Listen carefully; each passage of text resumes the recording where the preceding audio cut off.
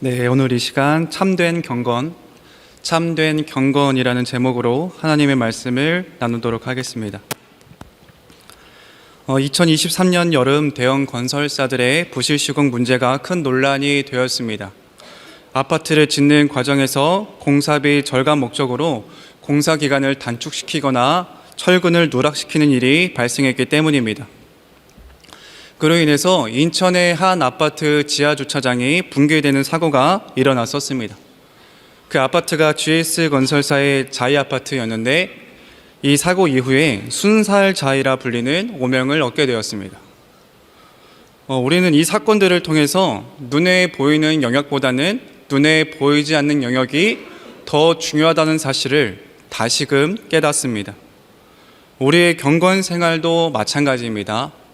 눈에 보이는 영역보다 눈에 보이지 않는 영역이 더 중요합니다.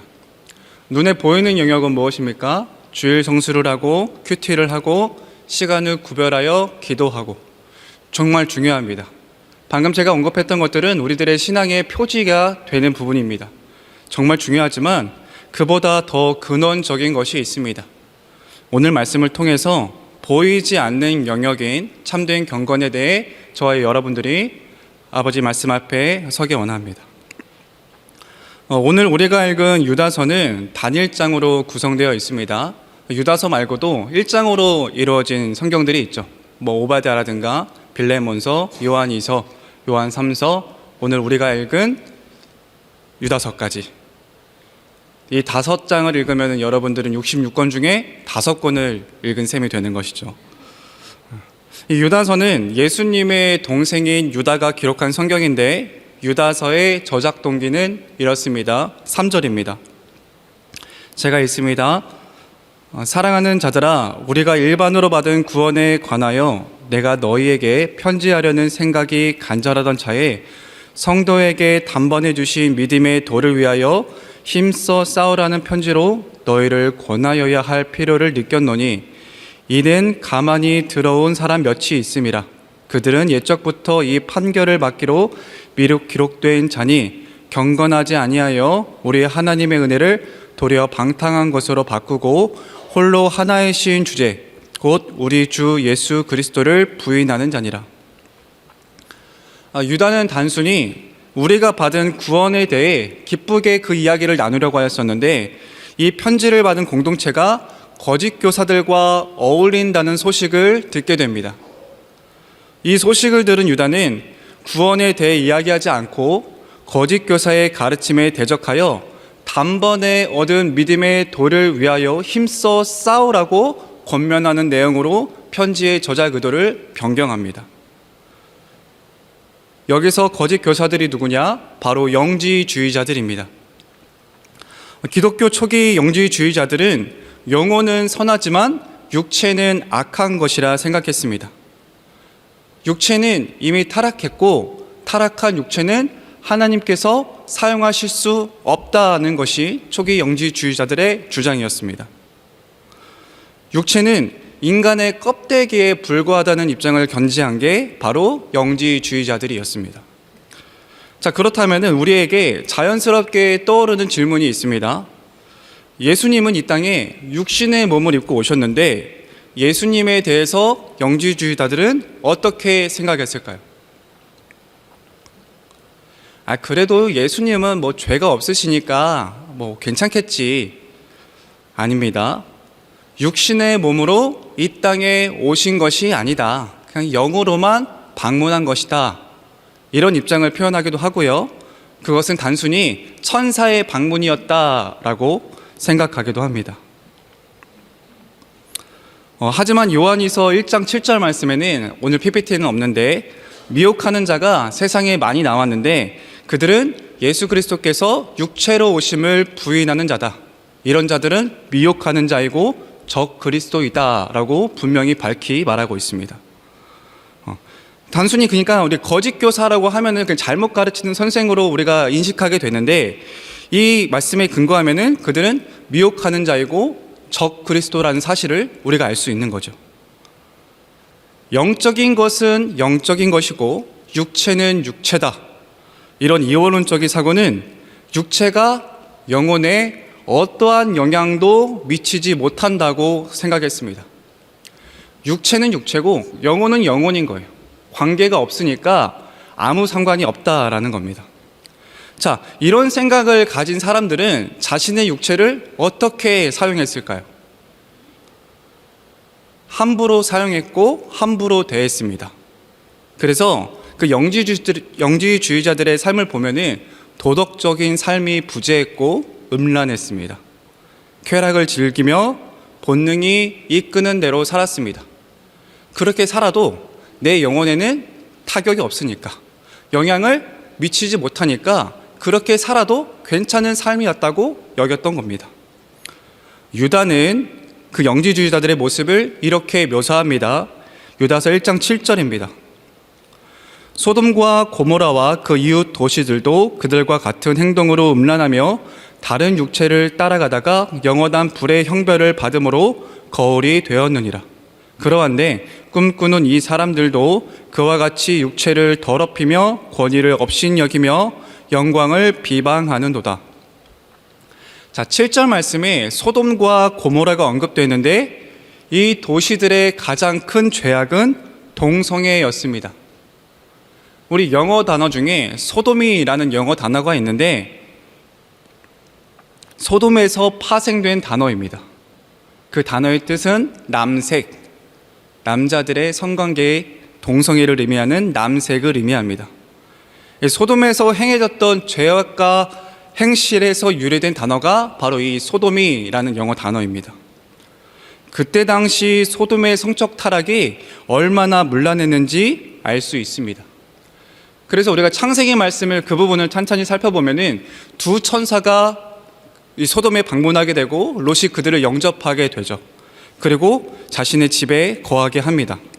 그때 소돔 사람들이 롯의 집을 둘러싼 다음에 그들이 너의 집으로 들어간 그들을 우리에게로 이끌어내라, 우리가 그들을 상관하겠다라고 말하는 것들을 여러분들이 떠올릴 수 있을 것입니다. 천사들이었기 때문에 생물학적인 성은 없었으나 새로운 영적 존재, 그 영적 존재들에 대해서 성적 대상으로 삼는 것이 바로 이 음란한 소돔 백성들의 태도였습니다. 그런데 지금 이렇게 음란하며 자신의 육체를 더럽게 행동하는 자들이 누구냐? 바로 영지주의자들이라는 거예요. 방금 읽은 7절 말씀, 8절 말씀을 다시 보면요. 7절입니다.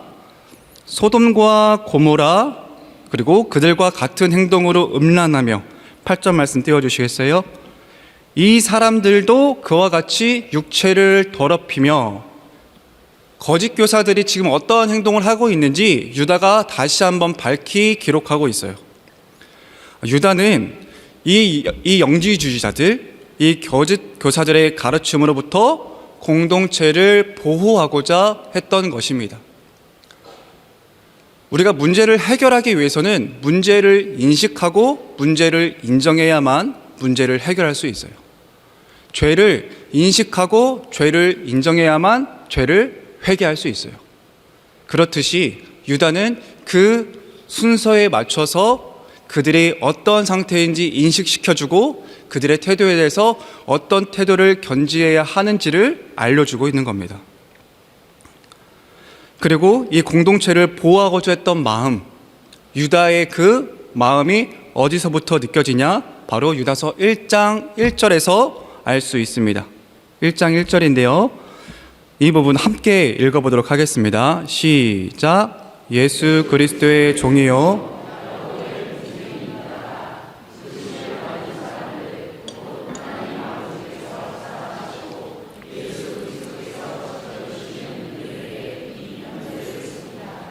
세번역 버전으로 읽었는데요. 유다는 편지 서두에서 그들의 정체성에 대해 다시금 일깨워줍니다. 첫째, 너희 정체성이 뭐야? 부르심을 받은 사람들이야. 너희들의 정체성은 부르심을 받은 사람들이야. 둘째, 하나님 아버지께 사랑받는 자들이야. 셋째, 예수님의 보호 안에 있는 자들이야. 너희들의 정체성은 이거야. 그러니까 어떻게 하라는 겁니까? 자, 이제 정신 차려. 너희 지금 뭐 하는 거야? 왜 거짓 교사들을 너희 공동체 안에 끌어들여서 왜 너희들에게 받은 그 복음의 토대를 왜 자꾸 그거를 새롭게 하고 다른 걸로 갈아엎는 거야? 너희들이 사도들에게 전수된 그 복음의 정수를 지켜라. 단번에 얻은 믿음의 덕을 위해서 힘써 싸워야 돼. 이거는 만만한 일이 아니야. 너희들 정신 차려. 이렇게 권면하는 겁니다.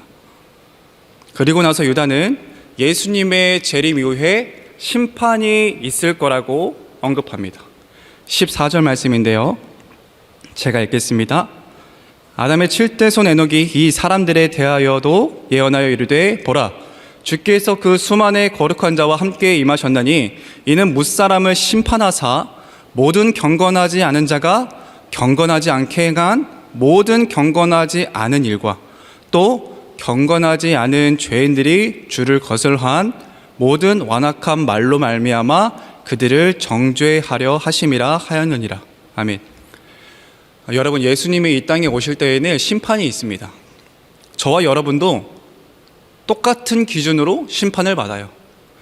우리가 예수를 믿기 때문에 심판을 받지 않을 거라 생각하지만 아닙니다. 하나님의 기준은 예수를 믿는 자들이나 예수를 믿지 않는 자들이나 동일한 심판의 기준의 잣대를 가지고 선한 일을 행한 자는 생명의 부활로, 악한 일을 행한 자는 심판의 부활로 나아가는 것이 하나님의 심판의 법칙이에요.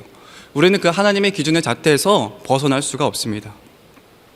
근데 그 중에서도 유다는 경건하지 않는 자에 대해서 언급하고 있습니다. 거짓 교사인 영지주의자들을 가리키는 말이겠죠. 여기 언급된 불경건이라는 단어는 헬라어로 아세베이아라고 하는데 신실하지 않다, 사악하다라는 뜻입니다. 그들의 성격과 태도가 신실하지 않고 사악하다라는 거예요. 우리 15절 말씀이 조금 이해하기 어려웠는데요. 15절 말씀을 한 줄로 요약하면 이렇습니다. 경건하지 않는 자들이 경건하지 않게 경건하지 않는 일을 한다.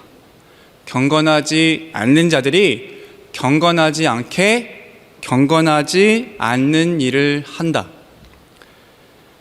여러분, 이 문장을 통해서 아주 중요한 영적 흐름을 파악할 수 있습니다. 경건하지 않는 사람이 경건하지 않는 일을 합니다. 경건하지 않는 사람이 경건하지 않는 일을 해요. 저 사람은 불경건한 일을 했기 때문에 불경건한 사람이야. 저 사람이 나쁜 일을 했기 때문에 나쁜 사람이야. 이런 순서와 도식이 아니라 불경건한 사람이니까 불경건한 일을 한다는 거예요. 반대로 이야기하면 그렇습니다. 경건한 사람은 경건한 일을 합니다. 경건한 사람이 경건한 일을 합니다. 경건한 일을 했기 때문에 경건해지는 게 아니에요. 경건한 일을 했기 때문에 경건한 사람이 되는 게 아니라는 겁니다. 그 순서와 도식을 이해하시겠습니까? 경건한 사람이 경건한 일을 하는 겁니다. 그러니까 뭐가 중요하다는 거예요? 내가 하고 있는 그 행위보다는 나라는 존재가 어떤 존재인지가 더 중요하고 근원적이라는 거예요. 여러분, 우리 안에는 내가 선택한 사고와 감정이 이미 흐르고 있는 상태입니다. 그것이 사회생활이라든가 인간관계, 우리의 교회 생활이라든가 그 신앙관계 속에서 표현되거나 발현되지 않아서 그렇지, 우리는 이미 우리 안에 내가 선택한 감정과 사고가 흐르고 있는 상태예요. 우리의 말이나 행동은 우리 안에 흐르고 있는 것들이 밖으로 흘러나오는 겁니다. 평상시에는 착한데 운전할 때만 욕하는 사람? 정말 좋은 사람인데 운전할 때만 저래. 정말 독실한 사람인데 술만 마시면 저 모양이야. 여러분, 그런 게 아니라 그 사람은 원래 그런 사람인 거예요. 원래 욕하는 사람이고 원래 인사불성인 사람입니다. 그래서 저와 여러분의 말이나 행동, 자주 사용하는 언어를 점검하셔야 합니다. 내가 불신의 말을 자주 한다거나 볼멘 소리를 계속 늘어놓는다거나 뒤에서 남을 계속 깎아내린다거나 무의식적으로 불평을 많이 한다거나 그러면 하나님의 통치를 받고 있지 않은 겁니다. 우리는 둘 중 하나입니다. 하나님의 통치를 받든지 하나님이 아닌 자의 통치를 받든지, 성령의 충동에 반응하든지 사단의 충동에 반응하는지, 무조건 둘 중 하나입니다. 그냥 농담으로 하는 얘기예요. 그냥 우리끼리 우스갯소리로 하는 얘기죠. 이렇게 말할 수 있습니다. 네, 저도 그렇게 이해합니다. 하지만 그렇지 않을 수도 있어요. 누가복음 6장 45절 말씀을 한 목소리로 읽어보겠습니다. 시작. 선한 사람은 마음에 쌓은 선에서 선을 내고 악한 자는 그 쌓은 악에서 악을 내나니 이는 마음에 가득한 것을 입으로 말함이라. 아멘. 우리 마음에 있는 것이 밖으로 나오는 거예요. 우리 안에 쌓여져 있었던 것이, 내 사고와 감정 가운데 흐르고 있었던 것이 튀어나오는 겁니다. 그렇다면 우리가 앞서 살펴보았던 영지주의자들은 단순히 여러 신학적 입장 중에서 하나의 독특한 입장을 견지한 사람들이 아니었구나, 이 사실을 알 수 있어요. 그들은 이단이었고 미혹하는 자였고 적그리스도였습니다. 그리고 유다는 그들을 불경건한 자라고 불렀습니다. 그들은 하나님을 믿지 않고 자기를 믿는 자들이었어요. 하나님을 예배하지 않고 자신을 예배하는 자들이었고, 하나님을 경외하지 않고 자신을 경외하는 자들이었고, 자신이 하나님인 사람들이었습니다. 여기서 우리가 불경건이라는 단어를 정의할 수 있습니다. 바로 자기 자신을 섬기는 것이 불경건입니다. 하나님을 섬기지 않고 자기 자신을 섬기는 것이 불경건입니다. 그렇다면 반대로 경건은 무엇입니까? 하나님을 섬기는 것이 경건입니다. 하나님을 섬기는 것이 경건입니다. 그렇기 때문에 경건한 사람이라는 것은 어떤 사람인 거예요? 말씀을 매일 보고 큐티를 매일 하고 내 겉으로 보여지는 그 행동들, 교회 봉사를 많이 하고 내 모든 시간을 할애하고, 그런 사람이 경건한 사람이 되는 것이 아니라, 경건한 하나님을 섬기는 사람이 경건한 사람이라는 겁니다. 경건이라는 헬라 단어는 유세베이아입니다. 유세베이아, 그 뜻은 하나님을 예배하다, 하나님을 숭배하다, 하나님을 경배하다 라는 의미를 가지고 있어요. 우리 길가교회 성도 여러분, 하나님을 예배하는 것이 경건이고 하나님을 경배하는 것이 경건이며 하나님을 섬기는 것이 경건입니다. 그런 사람들은 하라고 하지 않아도 주의를 목숨같이 지키고, 하라고 하지 않아도 말씀 앞에 날마다 자신을 세우며, 하라고 하지 않아도 기도의 자리를 지키며 구별합니다. 억지로 되는 게 아니에요. 하나님을 섬기는 자라는 정체성을 알고 순종하는 사람이 경건한 사람입니다. 교회 봉사를 많이 해서 교회 직분을 받아서 저처럼 목사여서 경건한 게 아닙니다. 아무도 알아주지 않아도, 그 누가 박수 쳐주지 않아도, 일에 대한 합당한 보상이 없어도 주님이 나의 왕이십니다.